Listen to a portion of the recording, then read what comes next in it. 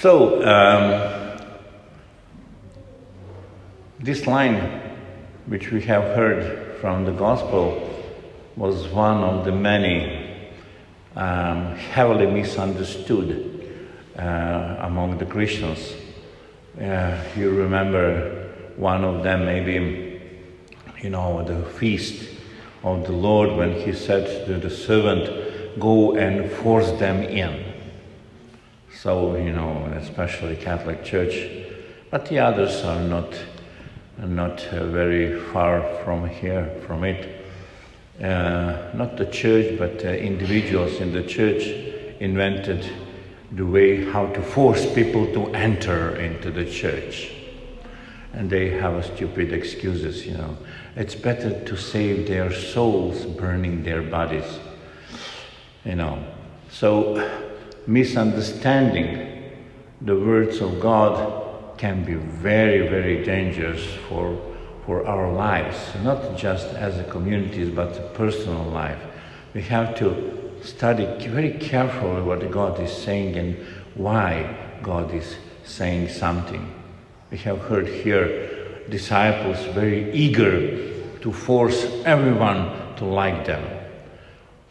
Well, Jesus said that the world would not love us because we are asking, and Jesus is asking, God is asking from us something which is very difficult and nothing lovable in the eyes of the world. So we have to put some very heavy effort in our lives. That's why the world do not love us, and we cannot force anybody to enter.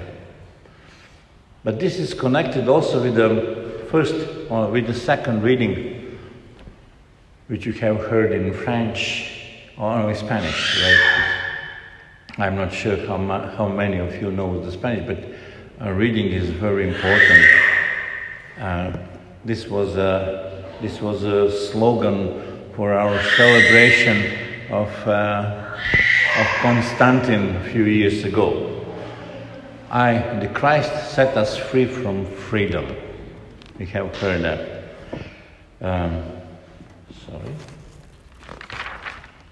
St. Paul says, "For freedom Christ set us free, so stand firm and do not submit against the yoke of slavery," which we very we love to do. And he said, "Live by the Spirit, and you will certainly not gratify the desire of the flesh, for the flesh has desires against the Spirit. For the whole law is fulfilled through love, for the whole law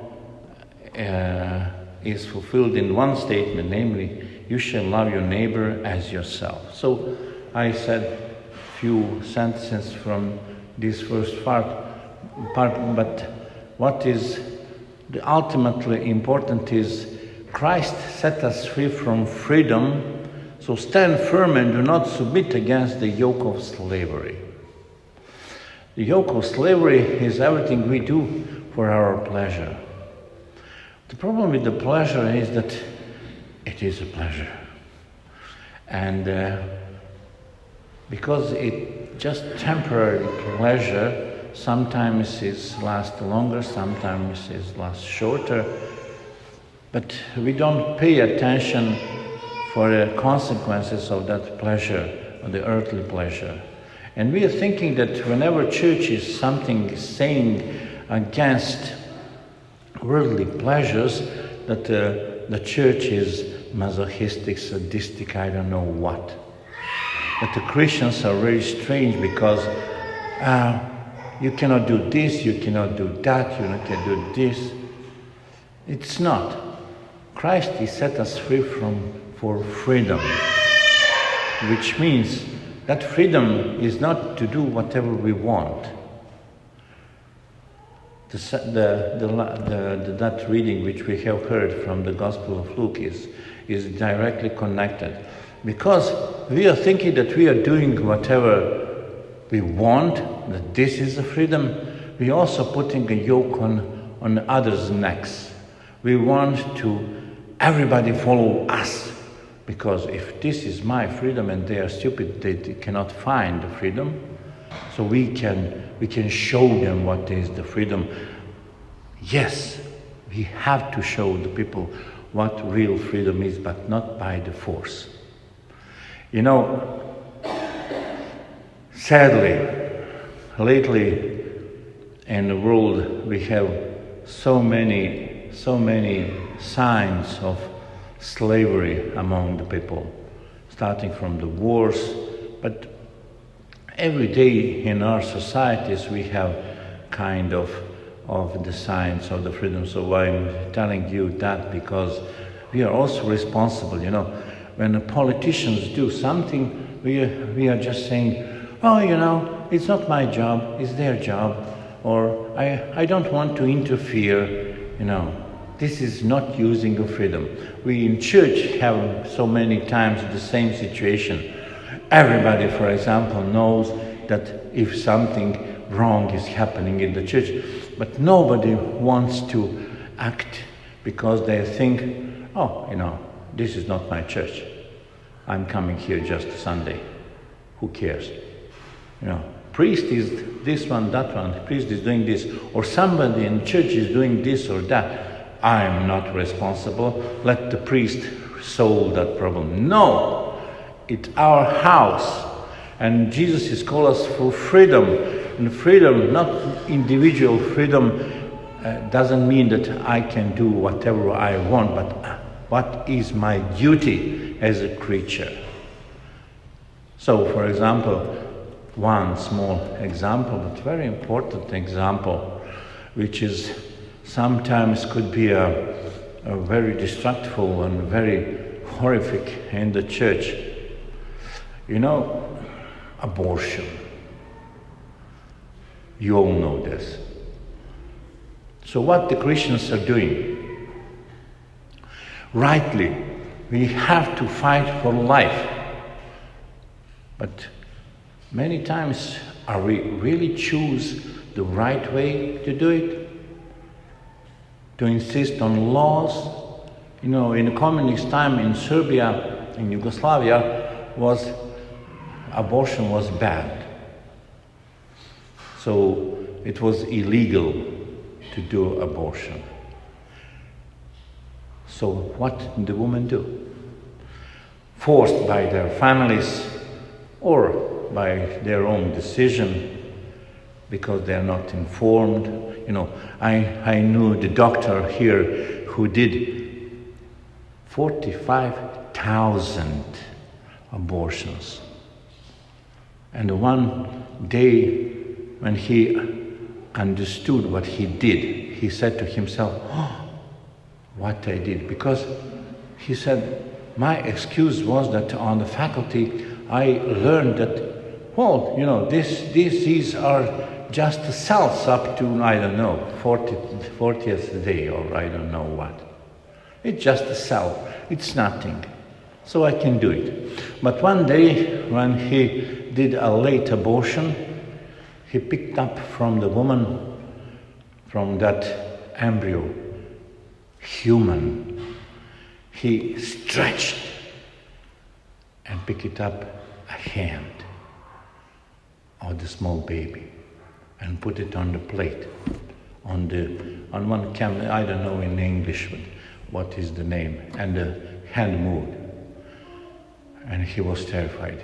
Next time he ripped off the leg, and the leg was moved.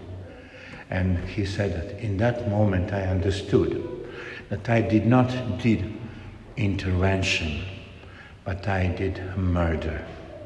I killed somebody.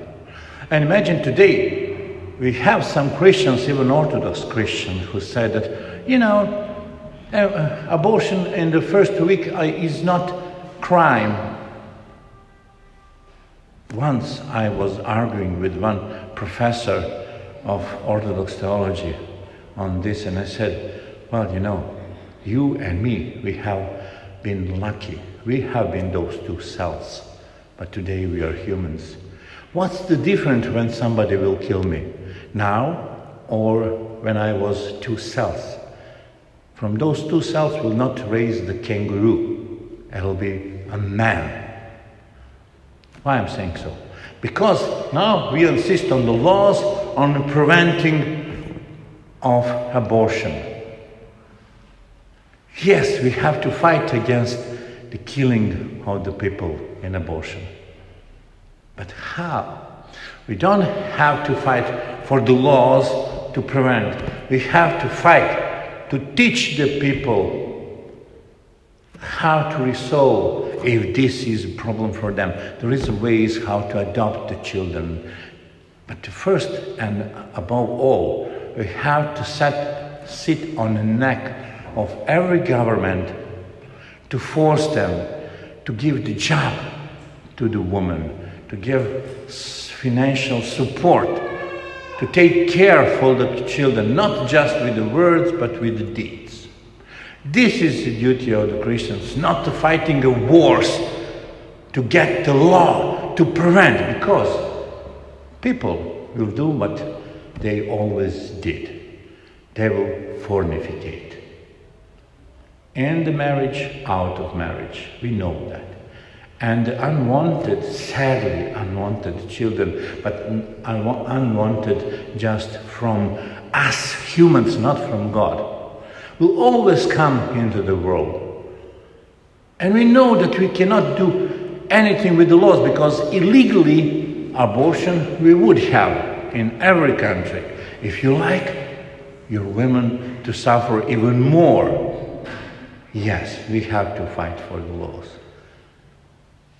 But the solution for Christians is, because we are set free from the freedom, to give them freedom, but to teach everybody how to use that freedom, and to help the people to choose freedom over slavery, to freedom not to kill unborn child, but to give him opportunity to live, to help the person, the woman who cannot give birth because she's afraid, she don't understand what she did, whatever reason. That's why we are called for freedom, to teach everybody and to testify that we are really Christians, that we do really care for our brothers and sisters, not just to being Christians in the church, but everywhere else we don't care. So, brothers and sisters, when Jesus is saying so, Jesus set us free from freedom. So stand firm and do not submit against the yoke of slavery. Stand firm in the freedom, because freedom costs, but the cost of freedom is lower than the cost of slavery. You know, because the cost of freedom is a healing process. Cost of slavery is a rotten process. If we enjoy freedom, nothing could happen to us, and we will understand better this world. So that's why St. Paul says, stand firm. Do not be two-minded. I don't know, maybe this is not politically correct, because no. Stand firm in the fighting for life, this is stupidity, They say that pro-choice or pro-life. No, there is no pro-choice, pro-life. Everything is pro-life. But pro-choice is for murder. But you cannot say to those people, are you committing murders? Because it's not help. But teach them and show them by your life that there is a solution for it. That there is a solution for it. The question is if they will listen to us.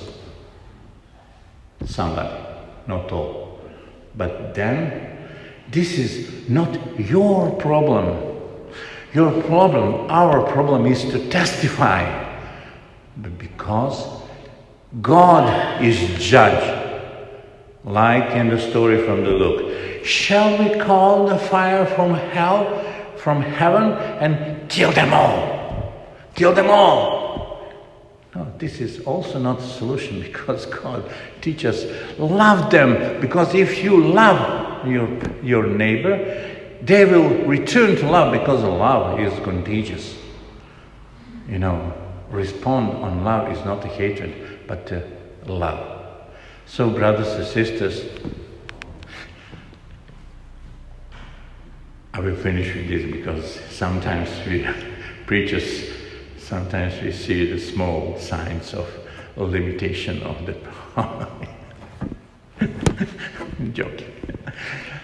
So, once again, Jesus created us for freedom. So let us use that freedom firmly and with a decision, and do not let us fall in the trap of the pleasure of our own satisfaction of mind. Let us always measure our action with the gospel of the Lord. Amen.